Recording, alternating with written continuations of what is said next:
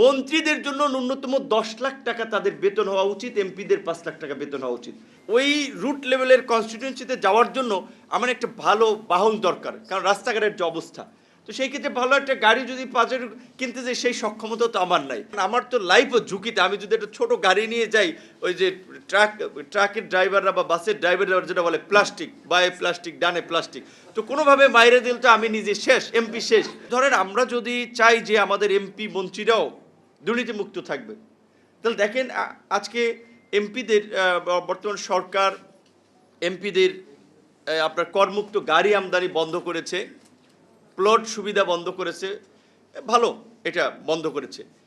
কিন্তু কিছু ক্ষেত্রে আবার এর একটা যৌক্তিকতা হচ্ছে এরকম যে ধরেন একজন এমপি, এই যে আমরা দেখি মাঝে মাঝে সাধারণ মানুষ এমপি হয়ে যায় জনগণের ভালোবাসায়, জনসমর্থনে। কেউ যদি মানুষের মন জয় করতে পারে, এখনকার যে নির্বাচনের সিস্টেম, আগের মতো তো সিস্টেম নাই যে রাতে আপনার ডিসিরা ভোট করে দেবে, ইউনোরা ভোট করে দেবে, কিংবা আপনি কেন্দ্র দখল করে ভোট পিটিয়ে আপনি নেতা হয়ে যাবেন। এখন তো সেই সিস্টেম নাই, একটা ফেয়ার ইলেকশন হচ্ছে।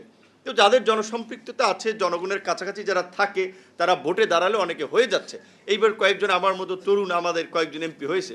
এখন আমার ওই রুট লেভেলের কনস্টিটিউয়েন্সিতে যাওয়ার জন্য আমার একটা ভালো বাহন দরকার, কারণ রাস্তাঘাটের যে অবস্থা।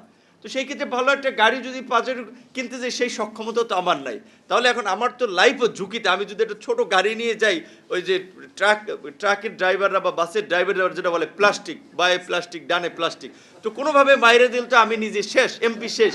তো এটা আমার কথা বললাম এই কারণে, আমি তো মন্ত্রী হিসেবে যাই হোক তারপরে একটা গাড়ি পাচ্ছি, কিন্তু আমি বলছি এটা এমপিদেরকেও তাহলে সরকারের 5 বছরে একটা গাড়ি প্রোভাইড করতে হবে। যতদিন সে এমপি থাকবে ততদিন সেই গাড়ি ব্যবহার করবে, সরকারি আপনার সচিবদের মতো, অন্যান্য অফিসারদের মতো। এমপি নাই, সে গাড়ি জমা দিয়ে যাবে পরিবহন পুলে, কিন্তু একটা গাড়ি থাকা দরকার।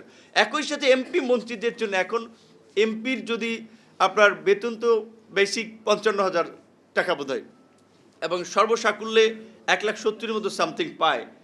মন্ত্রীর 1,05,000 টাকা, প্রতিমন্ত্রী 92,000 টাকা। প্রকৃত অর্থে এখন ধরেন মানুষের ডিমান্ড কি, যে সে তো মন্ত্রী বা প্রতিমন্ত্রী, এলাকায় গেলে অমুকের এই চিকিৎসার জন্য সহায়তা প্রয়োজন, অমুকের বিয়েতে আপনার মেয়ে বিয়ে দেবে, সেখানে একটু সহযোগিতা প্রয়োজন, যুব সমাজ, তরুণ সমাজ আসে, তারা একটা খেলা সারছে, তাদের একটা পুরস্কার মোটরসাইকেল এমপি সাহেব দেন।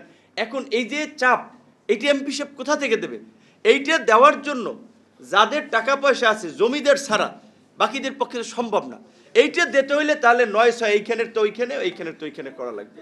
সেই কারণে আমরা মনে করি যে ওই আমি বলছি মালয়েশিয়া এবং এই সিঙ্গাপুরের উদাহরণ দিয়ে, তাহলে এখানেও এমপি মন্ত্রীদের আমি মনে করি এটা আমার জন্য না। আমি এখন এমপি প্রতিমন্ত্রী আছি, পরের টার্মে তো নাও থাকতে পারি। মন্ত্রীদের জন্য ন্যূনতম 10 লাখ টাকা তাদের বেতন হওয়া উচিত, এমপিদের 5 লাখ টাকা বেতন হওয়া উচিত। এটা এই করে বললাম যে বিরোধী দলের অনেকে বললে, বা আবার আমরাও বললাম অনেক পলিটিক্স হতে পারে যে সে এমপি হয়ে তার বেতন বাড়াই নিতে চায় না। আমরা এই রাষ্ট্র ব্যবস্থার ভেতর থেকে, এখানে তাসলিমা আপা আছেন, অনেক দিন ধরে শ্রমিক আন্দোলন করেন, কাজেই শ্রমিকের দুঃখ দুর্দশা বুঝেন, শ্রম সংস্কার কমিশনে ছিলেন। আমিও শুরু থেকে শ্রমের দায়িত্ব এবং প্রবাসী কল্যাণের দায়িত্ব পাওয়ার পর থেকেই তারা আমাকে বলেছে, ভাই আপনি আমাদের লোক, রাস্তার লোক, আন্দোলন সংগ্রাম করেছি, এই শ্রম আইন পরিপূর্ণভাবে কিন্তু বাস্তবায়ন করতে হবে। তার যে যেই লাইনে কাজ করেছে তার ওই চিন্তা ভাবনা যে না, এটাকে কীভাবে আমি বাস্তবায়ন করতে পারি।